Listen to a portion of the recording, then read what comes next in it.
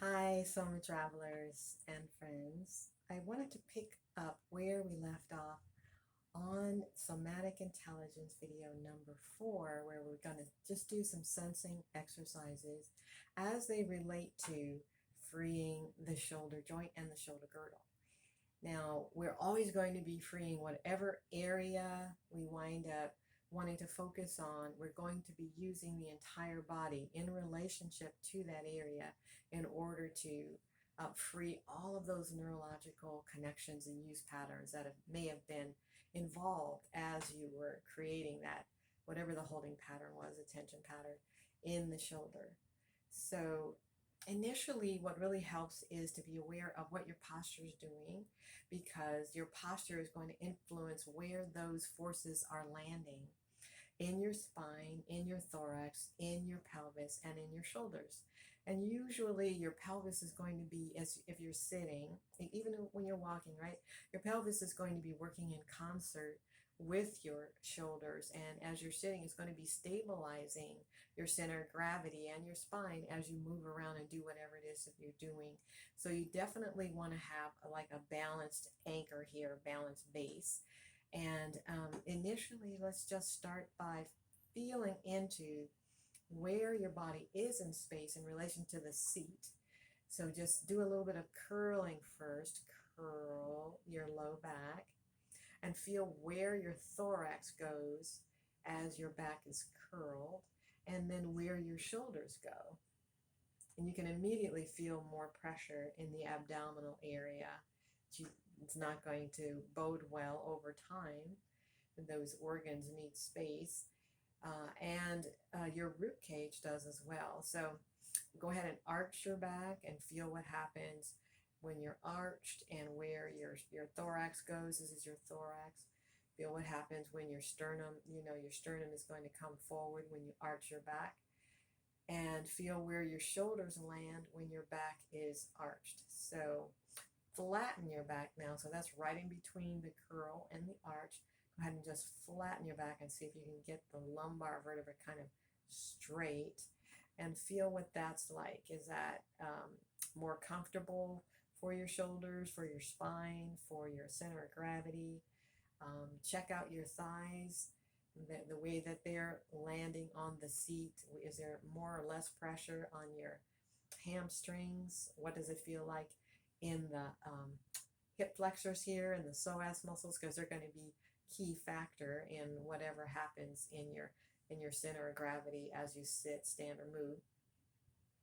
So go ahead and find the most comfortable, the most easeful position that loads your spine, that loads your sit bones, your pelvis, um, the least. So you're going to be in the most neutral position, and then see what feels the most neutral for your shoulders in relationship to where your center of gravity and your spine are. Find that for yourself. Now bring a little bit more detailed attention to the shoulder joint, the joint right in here. So where is the most pressure that you feel right now? Right now, my palms are down. They're just resting on my thighs. I have my back arched a little bit. I'm going to relax it a little bit more because I feel a little bit of activation in the low lumbar muscles. So I'm going to shift until I feel the most relaxation in those muscles. I'm going to adjust that because as I do that, I feel a little pressure building right here in the xiphoid process, just under the sternum. So I'm going to arch a little bit more so that low lumbar muscles are relaxed, no pressure at all around the diaphragm. And now I'm going to feel out into the shoulders. Let's see what we have going on. I feel a little bit of, it feels like my right shoulder is a little bit more forward, the left is a little bit more back, and feels a little heavier with my palms down. My sense is that because I'm right-handed, I've been using it doing more things. There's a little bit more vitality right now in my right arm. So my left arm just feels a little bit more dull. I think that's more it than a postural influence right now. Now go ahead and turn your palms up. There's more ease in both shoulder joints right away when I turn my palms up. With my palms up, I'm going to have to pay more attention to my upper traps because there's something about this position that makes my upper traps think that they have to do more in order to maintain this position, but they don't. My palms are resting, my hands are resting on my thighs. So see if that happens for you. And again, find the most neutral way to just be seated with the palms facing up so that you can also have ease in the joints. After you've got ease in the joint, feel back into the girdle. Feel what your blades, what are your shoulder blades and your clavicles doing?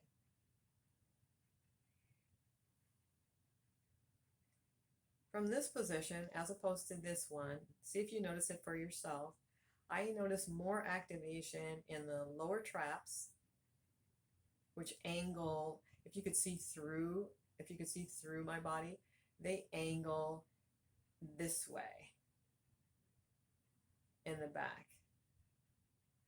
And then they attach to the spine in several segments, and they're directly related to the upper traps. In fact, sometimes you can use the lower traps. They depress the scalp. You can use the lower traps sometimes to release the upper traps. But I notice, if you want to turn your palms back down and see the change, so when your palms are up, what happens in your scapula and your lower traps. Now just for fun, turn your hands so that your palms are facing one another. Thumbs are to the ceiling, and notice what that does in your shoulder girdle and your shoulder joint, your rib cage, muscles in your back, your center of gravity, which is right around just below your navel. And are you using your pelvic stabilizing muscles? Are you grabbing in here at all? Just because your body thinks it needs to in order to accommodate this change in a position of your arms and your hands. A lot of times we do it habitually. It maybe thinks you're getting ready to do something. So it's kind of in a readiness activation. And if you have that going on, see if you can let that go. Let those muscles and the center of gravity and a pelvic stabilizer, so as even further out into the little glutes, the medius and minimus, around the joint itself, around the greater trochanter. Just see if they are holding in anticipation of you getting ready to do something with this new position. And if so, can you just let that go? There's so many times and so many ways when we're not doing much, like we're not doing anything right now other than sitting and changing minor positions of the arms and the hands. And yet the body is engaging all kinds of muscles that it doesn't need to, right? And we want to just come out of that habit as much as possible and be supported by the bones and allow only the muscles that need to be acting to act.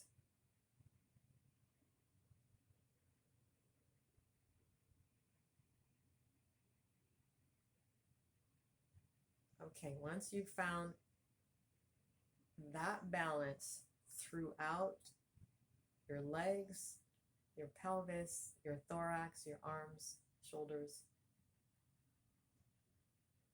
We won't focus on the head and neck right now. We will get to that in a different video. It's a whole other exploration.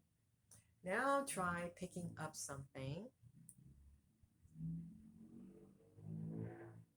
light like we did last time, something light in one hand, something a little heavier in the other hand. And rather than notice the objects and pick up adjectives, characteristics of the objects in relationship to your skin and the proprioceptors in your hands, let's bring the awareness back up to the shoulders. And notice with your palms up, see what you're doing with your posture. Where's your thorax? Where's your lower back? Where your sit bones? What's happening in your shoulder joint and your shoulder girdle? Are you grabbing around the rhomboids, which are in between your shoulder blade, the medial angle, and the spine, the lower traps? Are you working your traps more than you need to when you're just holding something? Let that go if you can. You might notice your biceps. You might notice something happening at the tendon near the front of the shoulder joint. You might notice a little bit of activation there. You might notice some flexors in your forearms working. See what you feel. Pivot at the elbow a little bit. Notice where that loads the joint and the girdle. Pivot the other way, bring them in. Do you notice a difference from side to side? The different weights of the objects? Or with your dominant side? Does it feel lighter, or do they feel the same even though they do have different weights and sizes? Just pick up all the details you can from within.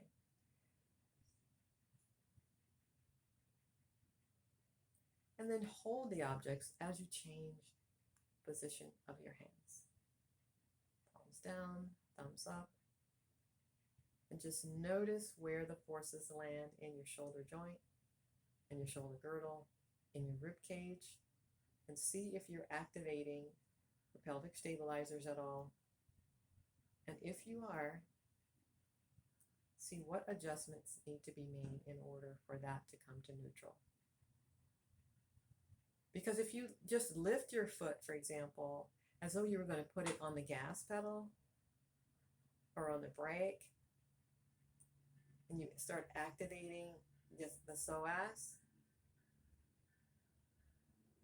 that's something that we do how many times a day?